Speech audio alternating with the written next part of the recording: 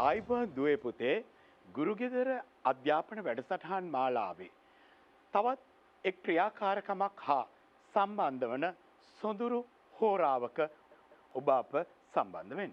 අද මේ ක්‍රියාකාරකම හා ඔබ හා එක්වෙමින් මා සමග එක්වනවා මාගේ ශිෂ්‍යාවන් වන බනුජි මිනුපමා දුවත් ඉරේෂා දුව හා අද වාදනයෙන් සම්බන්ධ වෙනවා චාමර පුතා, චින්තන පුතා සහ නිම්න පුතා.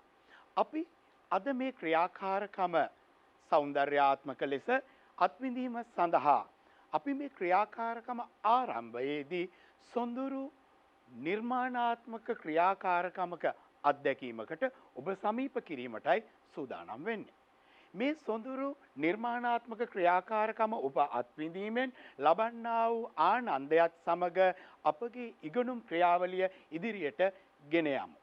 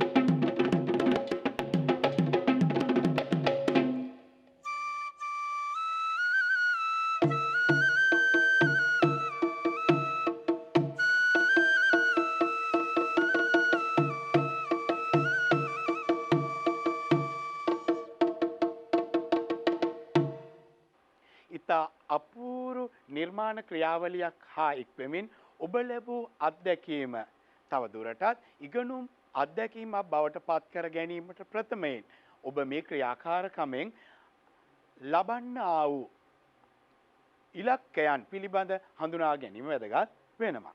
මේ ක්‍රියාවලියේදී අපගේ අද දවසේදී ඔබට සමීප කරවනුයේ සිද්ධියක් ඇසුරෙන් චරිත නිරූපණය කිරීම යන ක්‍රියාකාරකම 12 ශ්‍රේණිය නර්තනය. අප මේ ක්‍රියාකාරකමට පළමුව පුතේ අප අවබෝධ කරගමු මේ ක්‍රියාකාරකමට අදාළ වන නිපුණතා මට්ටම් සහ ක්‍රියාකාරකම් පිළිබඳව. නිපුණතා මට්ටම් අංක 4 විවිධ අත්දැකීම් ඇසුරු කරගනිමින් නිර්මාණකරණයේ යෙදේ. නිපුණතා මට්ටම් 4.1 පරිසරයේ නිරීක්ෂණයෙන් ලබන්නා වූ අත්දැකීම් ඇසුරු කරගනිමින් චරිත නිරූපණ ඉදිරිපත් කරයි. ක්‍රියාකාරකම 4.1 සිද්ධියක් ඇසුරෙන් චරිත නිරූපණය කරයි. මෙම නිපුණතා මට්ටම් හා ක්‍රියාකාරකම ඔබ වෙත ළඟා කිරීමේදී ඔබට සමීප කරන ඉගෙනුම් ඵල පිළිබඳ හඳුනා ගැනීම වැදගත් වෙනවා. චරිත නිරූපණය කිරීමට සුදුසු සිද්ධියක් ගොඩනගයි. ඒ වගේම ගොඩනගා ගන්නා ලද සිද්ධියේ අන්තර්ගත චරිතවල සුවිශේෂ ලක්ෂණ විස්තර කරයි. එමෙන්ම චරිත නිරූපණය සඳහා උචිත චලන නිර්මාණය කරයි. ඒ වගේම දුවේ පුතේ චරිත නිරූපණය සඳහා ඒකලව චලන නිර්මාණය කරයි. ඒ වගේම දරුවනේ නර්තනය මාධ්‍ය කොටගෙන චරිත නිරූපණය කරයි. ඒ වගේම තවදුරටත් අප අපේක්ෂා කරනවා මෙම ක්‍රියාකාරකම තුලදී මගේ දූල පුතාලා භාව ප්‍රකාශනය වන පරිදි චරිත නිරූපණය කරයි. සාමූහිකත්වයෙන් යුතුව සිද්ධියක් ගොඩනංවයි. ඒ වගේම දරුවනේ නිර්මාණය සාර්ථකව ඉදිරිපත් කිරීමට සාමූහිකත්වයෙන් යුතුව ඔබ කටයුතු කිරීම. තම නිර්මාණය ප්‍රාසංගිකව ප්‍රදර්ශනය කිරීම. ඒ වගේම නිර්මාණ ක්‍රියාවලිය අවසානයේ සෙසු නිර්මාණයන් විචාරයට ලක් කිරීමෙන් පුළුල් රස වින්දන හැකියාවක් ඔබ වෙත ළඟා කර ගැනීම. ඒ වගේම තමයි පුතේ මේ ක්‍රියාකාරකම ගොඩනැංවීමේදී සිද්ධියක් ඇසුරෙන් චරිත නිරූපණ ක්‍රියාවලිය සිදු කිරීමේදී අප අවධානය යොමු කළ යුතු සුවිශේෂ කරුණු කිහිපයක් තිබෙනවා. ඔබ නිර්මාණකරුවෙක් ලෙසත් ශිෂ්‍යයෙකු ලෙසත් මේ ඉගෙනුම් අත්දැකීමට සමීප වීමේදී දුවේ පුතේ අපි අවධානයට ගත යුතු විශේෂ කරුණු පිළිබඳ හොඳින් අවධානය යොමු කරමු.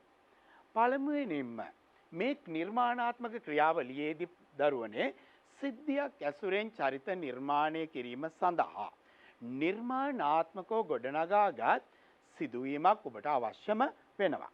ඒ නිර්මාණාත්මක ක්‍රියාවලිය ගොඩනැංවීමේදී අප ජීවත් වන අවට පරිසරයේ දක්නට ලැබෙන සිද්ධි අවස්ථා පිළිබඳ ඔබගේ අවධානය අතිශයින්ම වැදගත් වෙනවා.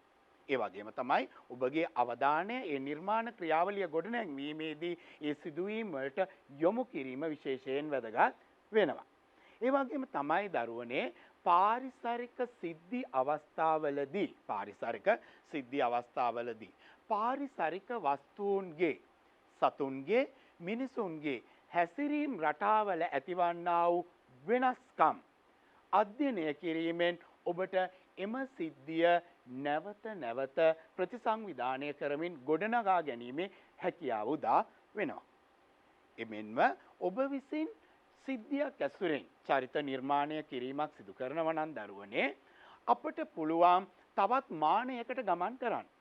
ඒ අනුව පුතේ ආගමික වශයෙන් වේවා සමාජීය වශයෙන් වේවා දක්නට ලැබෙන සිද්ධියක් ගොඩනැංවීමේදී අපට පාදක කරගත හැකි විවිධ මූලාශ්‍රයන් දක්නට ලැබෙනවා. විශේෂයෙන්ම ජනශ්‍රුති මූලාශ්‍ර. ඒ අර්ථයේ ජන කතා අපට පදනම් කරගන්න පුළුවන්. ඒ වගේම තමයි ගැමි නාටක.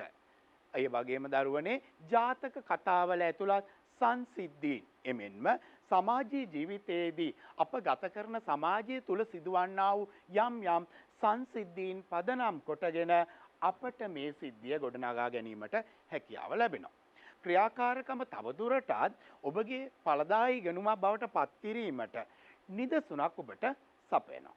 අපි දන්නවා පාරිසරික සංසිද්ධියක් ගොඩනගා ගැනීමේදී අපට ගොඩනගා ගන්න පුළුවන් මේ වගේ ක්‍රියාකාරකම. සැමියා සහ දරුවන් අහිමි වූ පටාචාරාව තෙරුවන් සරණ යෑම. එවිට චරිතය තමයි අපේ පටාචාරාව. එතකොට අපේ ඓතිහාසික බෞද්ධ ඉතිහාසයේ සංසිද්ධියක් තමයි මේ නිර්මාණාත්මක ක්‍රියාවලියට සිද්ධියට මූලික වශයෙන් පාදක වෙන්නේ. එමෙන්ම අපේ ඉතිහාසගත තොරතුරු අනුව පුතේ විජය රජු විසින් නිර්පාහන ලද කුවේණිය දිවි දෙනකගේ වේශයෙන් විජය රජු ඇතුළු මුළු සිංහල ජාතියටම ශාප කරන අවස්ථාව අපට සිද්ධියක් වශයෙන් මූලක්‍ෘතව කරගන්න පුළුවන්. එවිට අපිට පුළුවන් පුතේ කුවේණියගේ චරිතය මූලික කර ගැනීමට. මින් අනතුරුව මෙම ක්‍රියාකාරකමේ සුවිශේෂීම ස්ථානයකටයි අපි සම්ප්‍රාප්ත වෙන්නේ. වැදගත්ම සුවිශේෂම සිදුවීම තමයි දරුවනේ අප නිර්මාණය කරනු ලබන ක්‍රියාකාරකම් සඳහා ප්‍රාසංගික වූත් නිර්මාණාත්මක වූත් සිද්ධියක් ගොඩනගා ගැනීම. මේ සිදුවීම ගොඩනගා ගැනීමේදී අප පරිසරය ආශ්‍රිත සිදුවීමක් පාදක කරගන්නේ නම් කුසගින්නේ සිටින යක්ෂයෙකු ගොදුරක් දැහැගෙන ඒ අනුභව කොට සතුටු වීම අපට පාදක කරගන්න පුළුවන්. එවිට අපිට චරිතය තමයි යක්ෂයාගේ චරිතයේ විදියට මූලික වශයෙන් අපි සිද්ධියට පාදක කරගනු ලබන්නේ.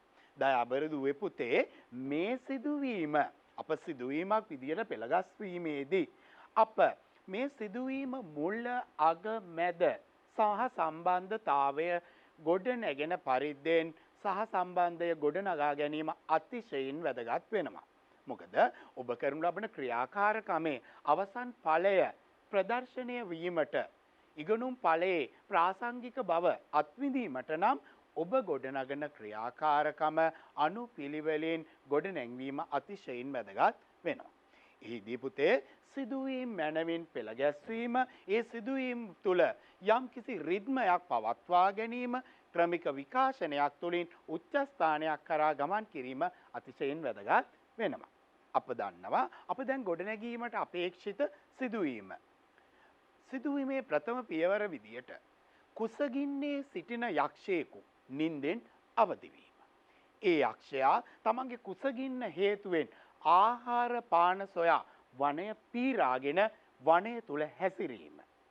ඊළඟ පියවර වශයෙන් අපි තමා කුසගින්නේ සිට එක්වරම දුටු ගොදුර දැක යක්ෂයාට මහත් වූ ප්‍රීතියක් දැක ගොදුර දැකීමෙන් සතුටට පත්වීම.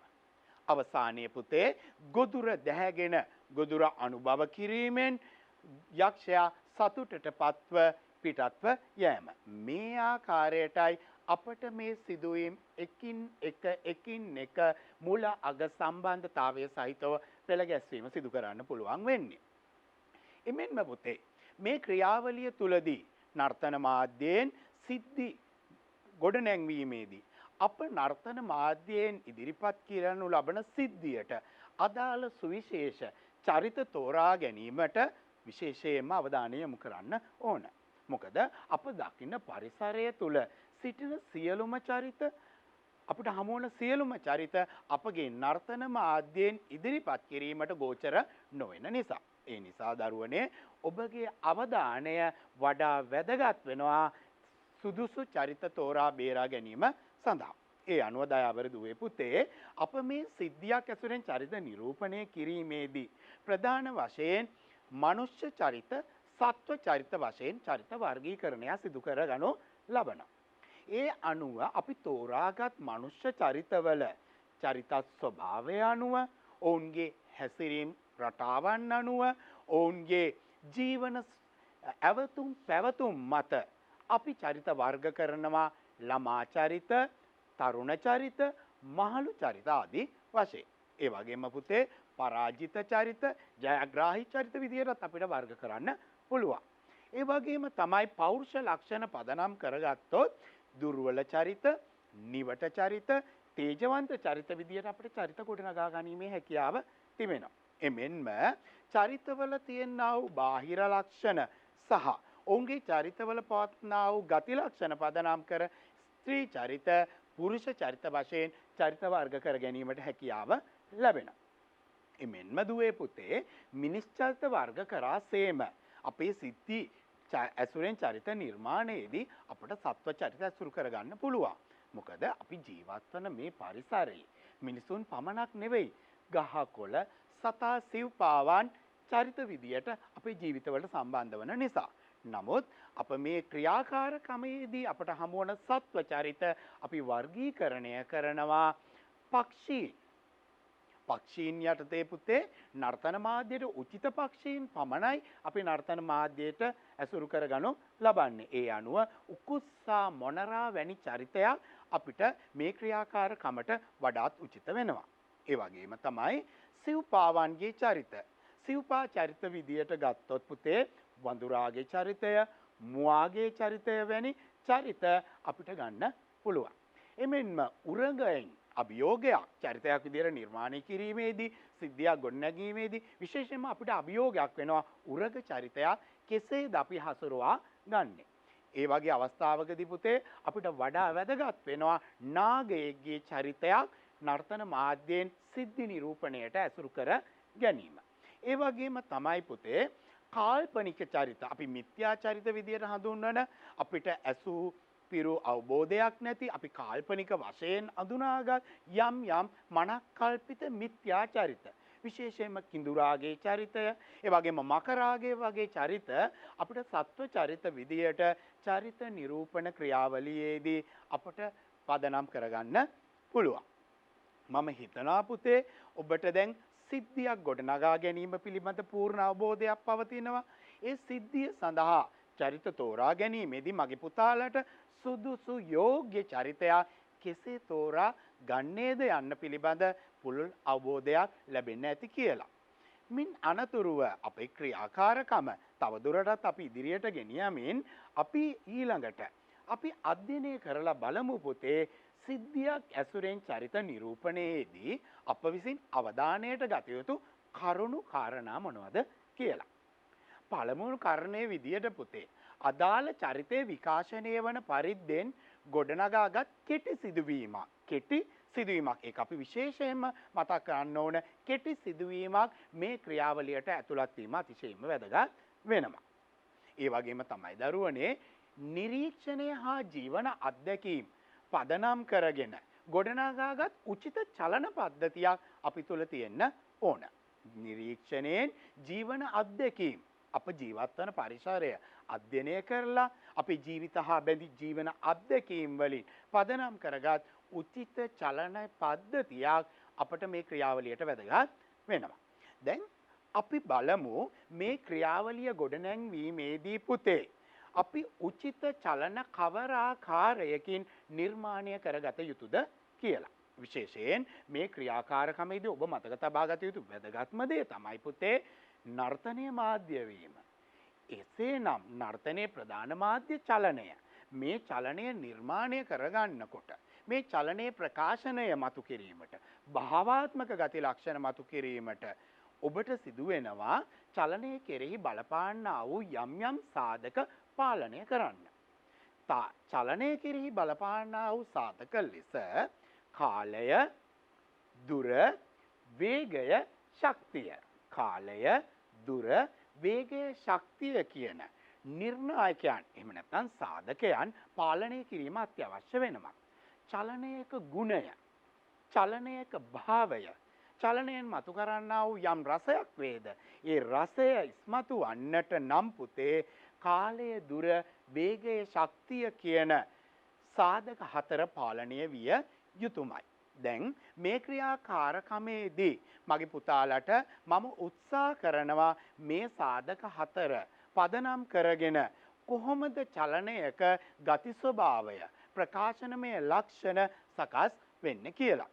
ඒ සඳහා අද මේ ක්‍රියාකාරකමට සම්බන්ධ වන දුවල දෙදෙනාගේ නර්තන පද කොටස් ඇසුරු කරගෙන මේ චලන ඇසුරු කරගෙන මේ සාධකයන් කොහොමද ප්‍රකාශනය මතුවන ලෙස හසුරුවා ගන්න කියලා අපි බලමු.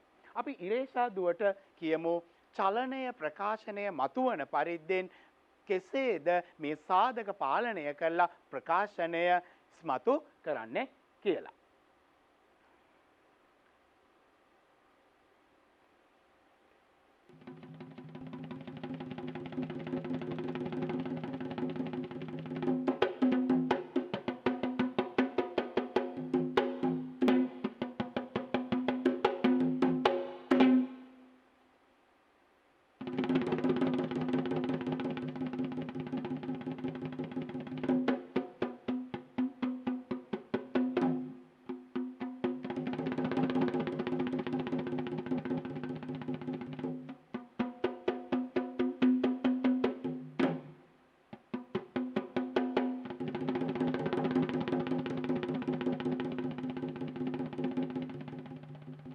ඒ වගේම මම බණුජිතුවටත් කියනවා මේ චලනය ශක්තිය, කාලය, වේගය හසුරුවා ගනිමින් වෙනත් රසයක්, වෙනත් භාවයක්, වෙනත් ප්‍රකාශනයක් මතුවන ලෙස චලන හසුරුවන ආකාරය අපිට ප්‍රායෝගිකව ප්‍රදර්ශනය කරන්න කියලා.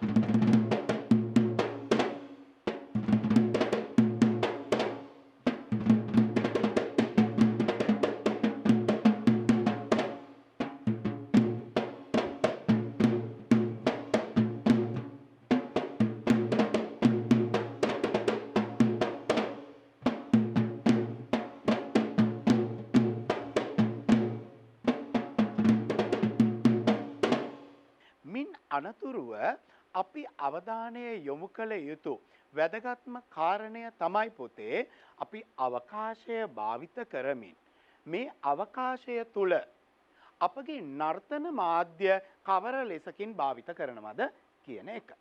හොඳින් මතක තියාගන්න දුවේ පුතේ අප කරන්නේ නිර්මාණාත්මක ප්‍රාසංගික ක්‍රියාවලියක්. මේ නිර්මාණාත්මක ප්‍රාසංගික ක්‍රියාවලියේදී අපිට සීමාවක් මායිම රාමුවක් නැහැ.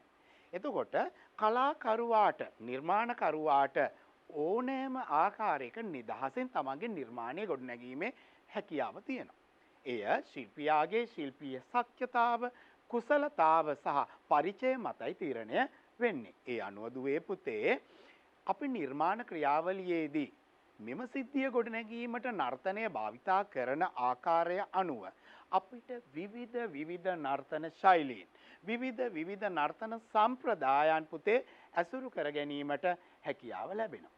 ඒ අනුව උඩරට පහතරට සබරගමු නර්තන සම්ප්‍රදායන් ඒ වගේම පුතේ භරතනාට්‍යම් සම්ප්‍රදාය කතක් ආදී නර්තන සම්ප්‍රදාය විශේෂයෙන්ම කතකලි ඒ වගේම බටහිර බැලිය නර්තන සම්ප්‍රදාය එතනින් නවතින්නේ නැතුව අපිට සිංහල ගැමි නැටුම් සම්ප්‍රදාය ಭಾರತೀಯ ගැමි නැටුම් සම්ප්‍රදාය ආදී ලෝකේ විවිධ රංග ශෛලීන්හි පවතින නර්තන ලක්ෂණ අපේ නිර්මාණයට ලඝු කර ගැනීමේ හැකියාව පවතිනවා.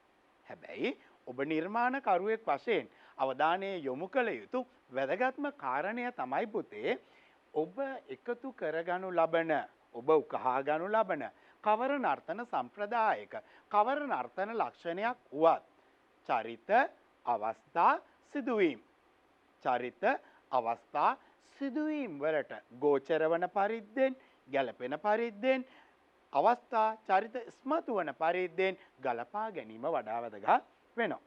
මේ අවස්ථාවේදී මම ඔබට පුතේ මතක් කරනවා ආචාර්ය චිත්‍රසේන ඩයස් මහතා කරදිය මුද්‍රානාට්‍ය නිර්මාණය කිරීමේදී අපගේ දේශීය නර්තනයේ උඩරට පහතරට නර්තනය කතකලි මණිපුරි නර්තන සම්ප්‍රදාය ජානකී හිල් මහත්මියගේ පටාචාරා නෘත්‍ය නාටකයේදී ලෝකේ විවිධ නර්තන ශෛලීන් ඉතා අපූර්වට නිර්මාණ කෘතියට ගලපගෙන තිබෙනවා.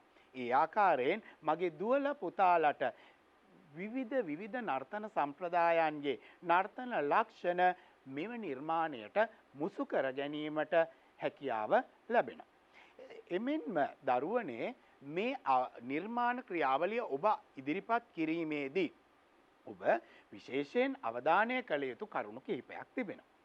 වැදගත්ම දේ තමයි ඔබ නිර්මාණ ඉදිරිපත් කරනු ලබන අවකාශ පරිමාව.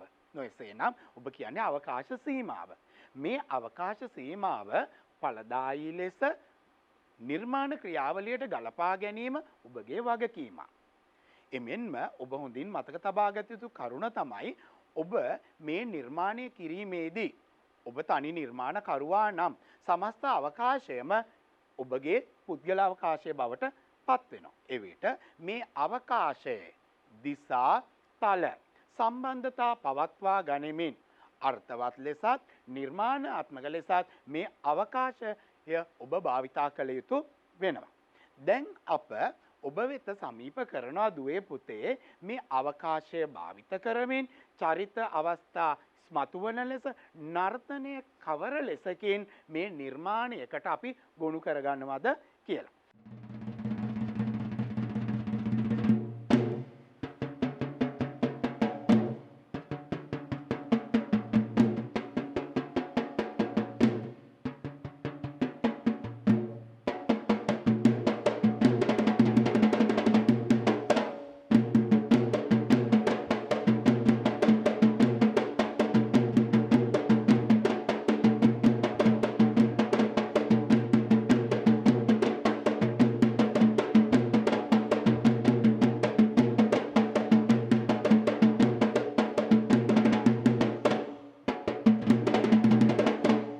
වගේම දුවේ පුතේ අවකාශය භාවිතා කරමින් කොහොමද මේ ක්‍රියාවලිය තවදුරටත් සංවර්ධනය කරන්න කියලා. මම බණුජ්ජ දුවට ආරාධනා කරනවා ඇයකට සොඳුරු ක්‍රියාකාරකමක් ඉදිරිපත් කළා ඇය ලැබූ අත්දැකීම ඔබට ඉදිරිපත් කරන්න කියලා.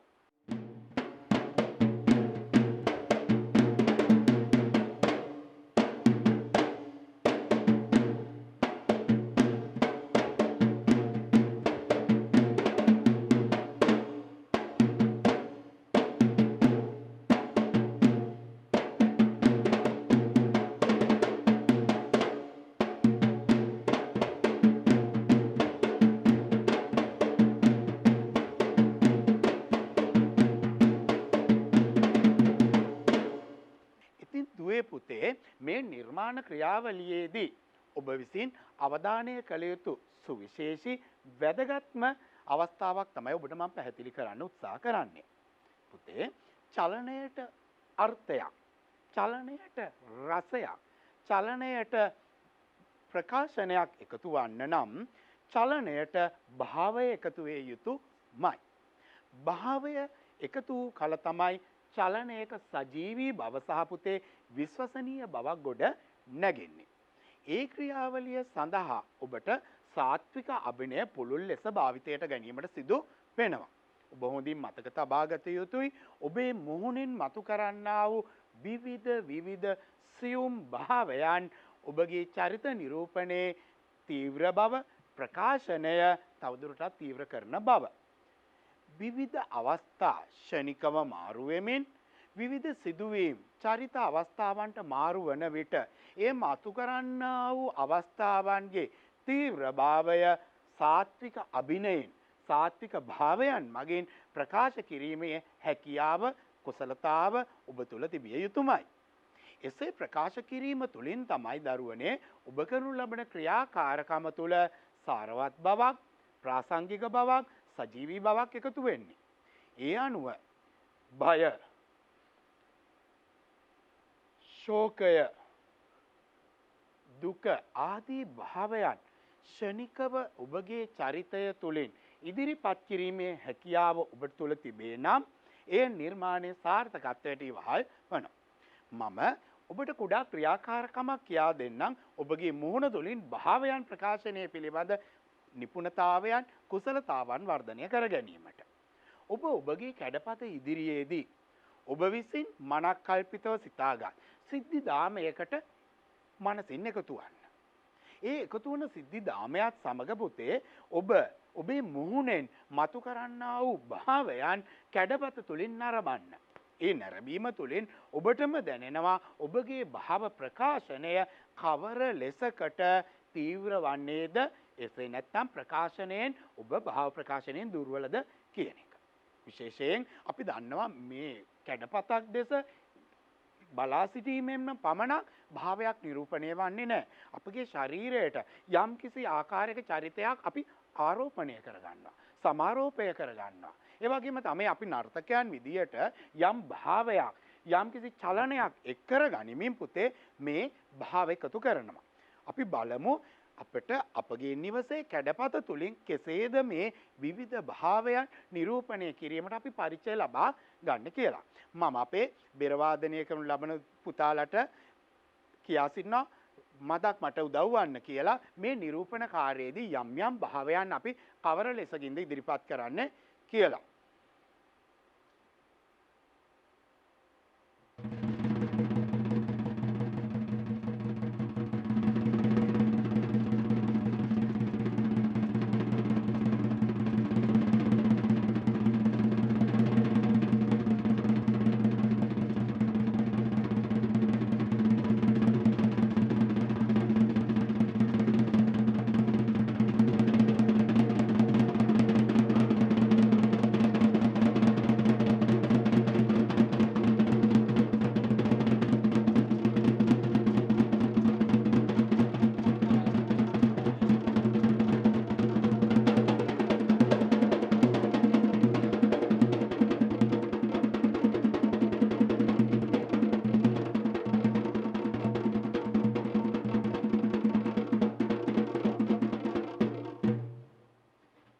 දයාබර දුවේ පුතේ අපි මනසින් මවා ගත්තා යම් කාල්පනික සිදුවීමක්. ඒ කාල්පනික සිදුවීම තුළ අපගේ මනස මෙහෙයවමින් විවිධ අවස්ථාවන්ට අපි බය වෙනවා. විවිධ භාවයන්ට අපි මාරු වෙනවා. ඒ අනුව අපිට පුළුවන් අපගේ චලන ක්‍රියාවලිය හසුරුවා ගන්න. චලන ක්‍රියාවලිය සමග බද්ධ වූ භාවයන් මුහුණෙන් ප්‍රකාශ කරන්න. මේ ආකාරයෙන් අප ලබන්නා වූ පරිචය නිපුණතාව ඔබගේ ක්‍රියාකාරකමට අප කරන ක්‍රියාකාරකමට નિરાයාසයෙන්ම පුතේ බද්ධ වෙනවා. ඒ බද්ධ වීම තුළ තමයි පුතේ අපගේ චලනය මතුවෙන්නේ. ශෝකය ශෘංගාරය බය පුදුමය පිළිකුල ආදී වශයෙන් අපිට අවස්ථානුකූලව භාවයන්ට මාරු වෙන්න පුළුවන්. මේ ආකාරයට පුතේ අපි භාවයන් මාරු කරමින් යනකොට අපි වීරයෙක් බවට පත් වෙනවා. අප රෞද්‍ර යක්ෂයන් බවට පත් වෙනවා. අපි සුකුමල ලඳබොළඳ කාන්තාවන් බවට පත් වෙනවා. අපි මේ ආකාරයෙන් යනකොට පිළිකුල් සහිත දේ දැකීම තුලින් පිළිකුලක් අපි තුල හට ගන්නවා. ඒ වගේම තමයි පුතේ අප උපශාන්ත දේ දැකීම තුලින් ශාන්ත භාවයට පත් වෙනවා. නිවි තැම්පත් වෙනවා. මේ ආකාරයට ඔබට ඔබගේ ක්‍රියාකාරකම තවදුරටත් පුතේ සංවර්ධනය කරගන්න පුළුවන්. එය සතත අභ්‍යාසයක්. එය ඔබට ලැබෙන අභියෝගයක්. මේ ක්‍රියාකාරකම ඔබ යෙදීම තුලින් ලබා ගන්නා අත්දැකීම මම විශ්වාස කරනවා ඔබගේ නිර්මාණ ක්‍රියාවලිය ඔබගේ ක්‍රියාකාරකම් වඩා සාර්ථක වීමට ඉවහල් වෙයි කියලා. ඒ වගේම තමයි පුතේ අපි විශේෂයෙන්ම වැදගත් කොට සැලකිය යුතු කරුණක්. විශේෂයෙන්ම මේ ක්‍රියාකාරකමක් යම් ආකාරයකින් අපි පෝෂණය කරන්නේ නම් අපට අවශ්‍ය මූලද්‍රව්‍ය අප ජීවත් වන පරිසරය පුරා බෙහෙවින්ම තියෙනවා. ඒ නිසා අප මේ ක්‍රියාකාරකම කවර ආකාරයකින් පෝෂණය කරනවද යන අත්දැකීම ලබා ගන්න අප ජීවිතේ අප නර්තන ජීවිතයෙන් ලැබූ අත්දැකීම් අපගේ නර්තනයෙන් ලබන්නා වූ අත්දැකීම් අපට භාවිතා කරන්න පුළුවන්. විශේෂයෙන්ම අපේ නර්තන ක්‍රියාවලිය තුළදී උඩරට පහතරට සබරගමු නර්තනයන්ගෙන් ලබා ගන්නා වූ අත්දැකීම්. ඒ වගේම තමයි පුතේ නර්තනය හා බැඳි පැනීම්, නර්තනය හා බැඳි කැරකැවීම්, සුරල්, මාලකම් ආදිය අපගේ නිර්මාණ කෘතිය පෝෂණයට යොදා ගන්න පුළුවන්. මම මගේ දූල පුතාලට අපේ සාම්ප්‍රදායික අඩියක්, සාම්ප්‍රදායික මාත්‍රයක් කොහොමද නිර්මාණකරණයට හසුරුවා ගන්න කියන එක ක්‍රියාකාරකම් දෙකක් තුලින් පැහැදිලි කරන්න. ඔබට තේරෙවි, ඔබට වැටහෙවි අප දන්නා දේන් අප තාදුරටත් ඉදිරියට යෑම ඊටාම පහසු ක්‍රියාවලියක් බව. ඒ අනුව අපි සාම්ප්‍රදායික ගමන් මාත්‍රයක් කවර ලෙසකින් චරිතයකට ගලපා ගන්නවද කියන එක අත්දැකීමෙන් බලමු. මගේ දුවල පුතාලට සාම්ප්‍රදායික උඩරට නර්තනයේ මාත්‍රයක් මුලින් ප්‍රදර්ශනය කරනු ලබනවා. ඒ මාත්‍රය ප්‍රදර්ශනය කිරීමෙන් අනතුරුව මගේ දුවල දෙන්නට කියනවා ඒ මාත්‍රය මැසුරු කරගෙන කවර ලෙසකින් නිර්මාණය ගොඩනගනවද කියලා. මුල්ම අවස්ථාවේදී අපි සාම්ප්‍රදායික මාත්‍රයේ හැඩතලය නිවැරදිව හඳුනා ගමු. ඉන් අනතුරුව සාම්ප්‍රදායික රාමුවෙන් ඔබට ගොස් ඔබේ නිර්මාණ කුසලතාව, ඔබගේ හැකියාව පරිචය භාවිතා කරලා අපගේ ක්‍රියාකාරකමට ගලපා ගමු. එය ඔබට බෙහෙවින්ම සතුටු ගෙන්න අවස්ථාවක් බවට පත් වෙනවා නොඅනුමානයි. අප මුලින්ම දරුවනේ ක්‍රියාකාරකමේ සාම්ප්‍රදායික මාත්‍රයේ ස්වරූපය හඳුනා ගමු.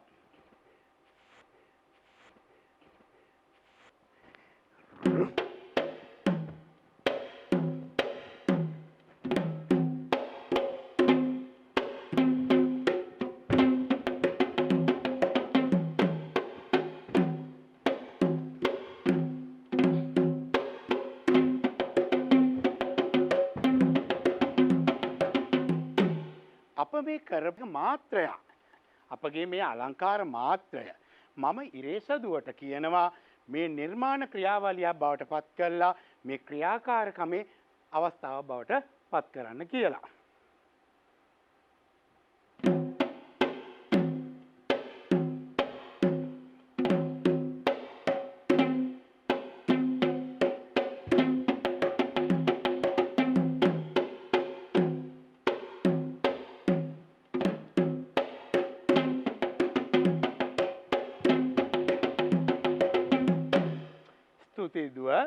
ඊළඟට මම බණුජිතුවට ආරාධනා කරනවා මෙමම අලංකාර මාත්‍රයම වෙනස් හැඩයකින් වෙනස් ස්වරූපයකින් ඔබ වෙත සමීප කරන්න.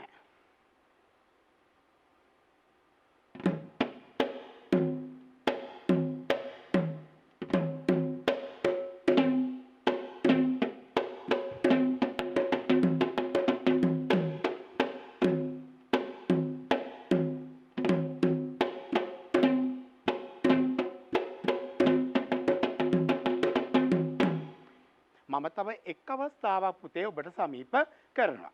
අපි දන්නවා සාම්ප්‍රදායික උඩරට නර්තන සම්ප්‍රදාය, පහතරට නර්තන සම්ප්‍රදාය සුරල නර්තන පද කොටසක් භාවිතා වෙනවා. ප්‍රථමයෙන්ම උඩරට නර්තන සම්ප්‍රදායේ සුරල අපි කවර ආකාරයකින් මේ නිර්මාණ ක්‍රියාවලියේදී භාව ප්‍රකාශනයට භාවිත කළ හැකිද යන්න පිළිබඳ අත්දැකීමක් ලබා ගමු. ප්‍රථමයෙන් පුතේ උඩරට සාම්ප්‍රදායික සුරලය අපි නිවැරදිව අඳුනාගෙන ඒ සුරල අනතුරුව නිර්මාණයට යොමු වන ආකාරය පිළිබඳ අත්දැකීමක් ලබමු. 1 2 3 4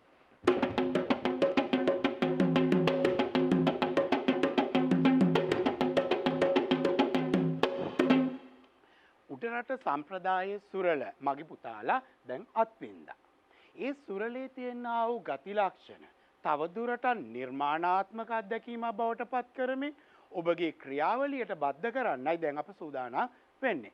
මම ඉරේෂාදුවට ආරාධනා කරනවා අපි දුටු සාම්ප්‍රදායික උඩරට සුරල නව නිර්මාණයක් විදියට නවම මානයකින් ප්‍රකාශනය සහිතව අපේගේ ක්‍රියාකාරකමට බද්ධ කළ හැකි ආකාරය ප්‍රදර්ශනය කරන්න කියලා.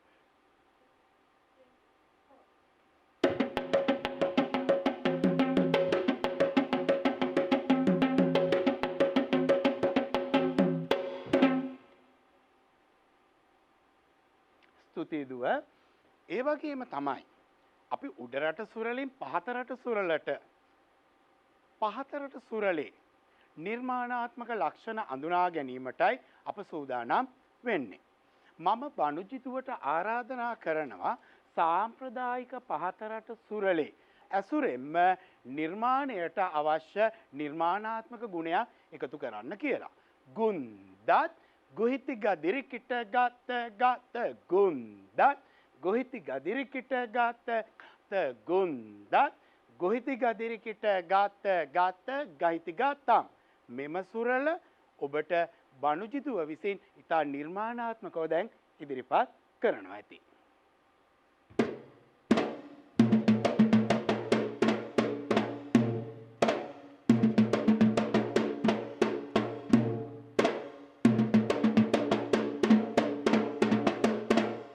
උද්වේගකර අවස්ථාවන් විශේෂයෙන්ම ප්‍රදර්ශනය කිරීමේදී පැනීම් කරකැවීම ඒ වගේම අපි දන්නවා පරලවීම ආවේශ වීම උමතුව වගේ අවස්ථාවකදී විශේෂයෙන්ම අපේ සාම්ප්‍රදායික නර්තනයේ තියෙනා වූ ශිල්පීය හැකියා කුසලතාවන් නිපුණතාවන් අපිට මේ නිර්මාණයට ලඝු කර ගැනීම සිදු කරන්න පුළුවන්.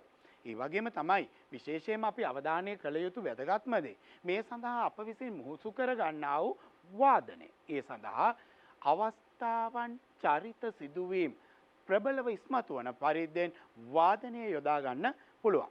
දැන් මම ඔබට ප්‍රදර්ශනය කරන්නම් මේ වගේ සාම්ප්‍රදායික නර්තනයේ දක්නු ලැබෙන පැනීම් කැරකැවීම් කිහිපයක් සංගීතය සමග මුසු කරලා වාදනය සමග මුසු කරලා ඉදිරිපත් කරන ආකාරය පිළිබඳව.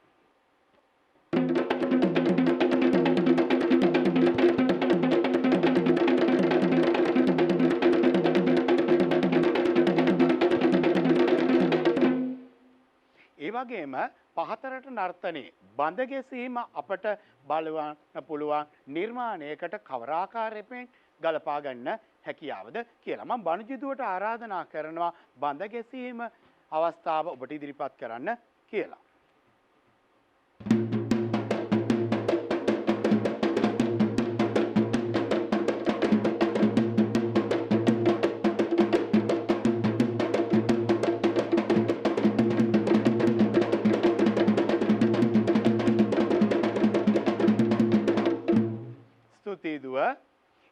මේ ආකාරයට අපේ නර්තනය හා බැඳි ශිල්පීය කුසලතාවයන් මේ නර්තන නිර්මාණ පෝෂණය කිරීමට සිද්ධි ඇසුරෙන් චරිත නිරූපණ ක්‍රියාවලියේදී උද්වේගකර බව මතු කරන්න භාවිතා කරන්න පුළුවන්.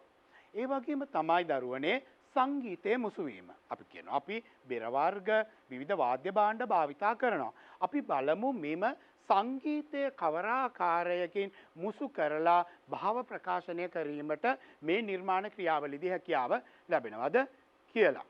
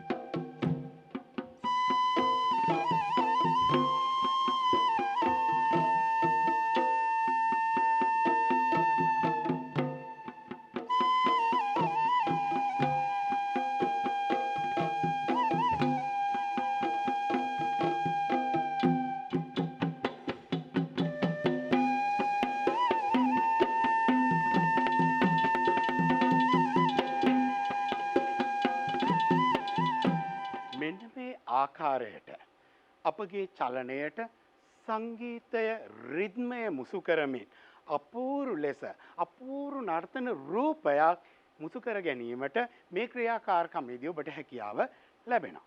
ඒ නිසා දරුවනේ මේ ක්‍රියාකාරකම තවදුරටත් පියවරෙන් පියවරට අප සංවර්ධනය කර ගැනීමට නම් ඔබ හොඳින් මතක තබා ගත යුත්තේ නර්තන චලනයන්ට අවශ්‍ය වන්නා වූ රිද්මයන් සංගීතය මගින් සපයා ගැනීම අතිශයින් වැදගත් වන බව.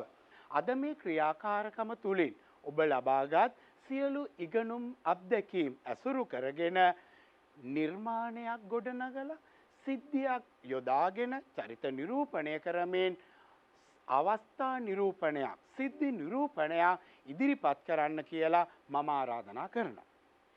දැන් මේ දුවල දෙන්න ඉදිරිපත් කරනු ලබන නිර්මාණය ඔබ විසින් අත්විඳලා ඔබ විසින් රස විඳලා ඔබට ਵਿਚාරය කරලා එහි තුල තියෙනා වූ සාධනීය ලක්ෂණ හඳුනා ගැනීමට හැකියාව ලැබෙනවා. මම ඉරේෂා දුවට ආරාධනා කරනු ලබනවා ඔබ ලැබූ ඉගෙනුම් අත්දැකීම් ඇසුරෙන් නිර්මාණය කරගත් නර්තන නිර්මාණයක් සිද්ධි අවස්ථා නිරූපණය දැන් ඉදිරිපත් කරන්න කියලා.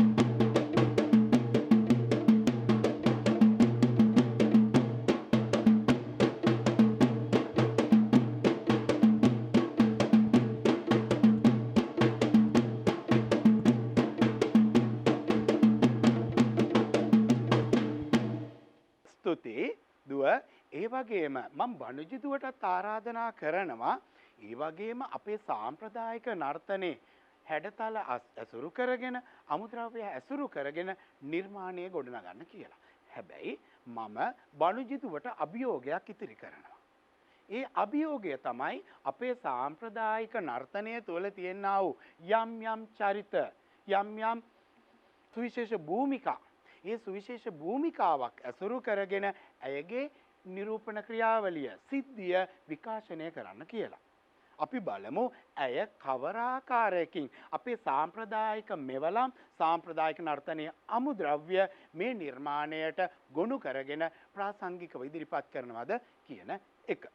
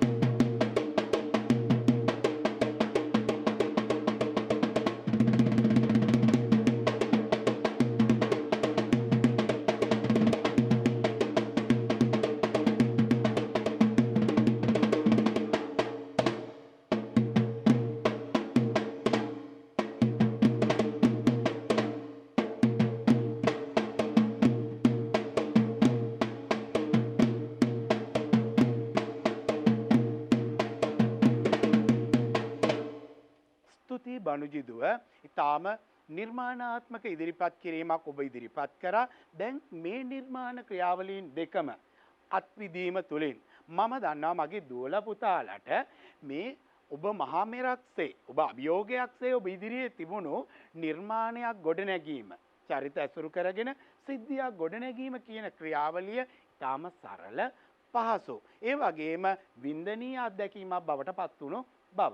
ඒ වගේම මගේ දුවේ පුතේ මම ඔබට ආරාධනා කරනවා මේ වගේම නිර්මාණාත්මක සිදුවීම් පරිකල්පනය මගින් ගොඩනගන්න. ඒ පරිකල්පනය මගින් ගොඩනගන සිදුවීම් අනුපිළිවෙලින් පෙළගස්වලා සිදුවීමක් බවට පත් කරන්න. අවස්ථාවක් සිද්ධියක් බවට පත් කරන්න. එසේ ඔබ විසින් ගොඩනගාගත් සිදුවීමේ ඔබ විසින් නිරූපණය කරන ප්‍රධාන චරිතය හඳුනා ගන්න. චරිතයේ සතු සුවිශේෂ අනන්‍යතා ලක්ෂණ හඳුනා ගන්න. දැන් ඔබට ඒ හැකියාව තිබෙනවා. මගේ පුතේ ඒ නිර්මාණය කරගත් සුවිශේෂ චරිතයට මගේ පුතාලට ඊළඟට හැකියාව ලැබෙනවා උචිත චලන නිර්මාණය කරගන්න. ඒ අනුව උචිත චලන නිර්මාණය කරගෙන ප්‍රාසංගික නිර්මාණයක් ලෙස ඔබට ඉදිරිපත් කළ හැකි නම් එය තමයි ඔබ ලබන්නා වූ විශිෂ්ටතම ජයග්‍රහණය. ඒ වගේම අද ගුරුගෙදර වැඩසටහන තුළින් ඵලදායී වූත් වින්දනීය වූ ඉගෙනුම් අත්දැකීමකට ඔබ ගෙන යාමට ඔබ සමීප කිරීමට මට හැකියාව ලැබුණා. ඒ වගේම තමයි බණුජි දුවත්, ඉරේෂා දුවත්, ඒ වගේම මගේ වාද්‍ය වෘන්දයට සම්බන්ධ වූ පුතාලාත් ඔබට සොඳුරු අත්දැකීමක් ලබා දෙන්න, වින්දනීය ඉගෙනුමක් ලබා දෙන්න අවස්ථාව සලස්සලා දුන්නා. ඒ අනුව මම බලාපොරොත්තු වුණා මගේ දූල පුතාලා මේ ඉගෙනුම් ක්‍රියාවලියෙන් මේ ඉගෙනුම් අත්දැකීමෙන් ඔබගේ ජීවිතයට ආලෝකයක් ඔබගේ ජීවිතයට ඉගෙනුමක් ලබා ගනී කියලා. තවත් මෙමනිම වූ සොඳුරු ඉගෙනුම් අත්දැකීමක් තුළින් ඔබ අපහා එක්වන බලාපොරොත්තුවෙන් අද දවසේදී ඔබගෙන් අප සමුගන්නවා. එහෙමනම් ආයුබෝවන් දුවේ පුතේ.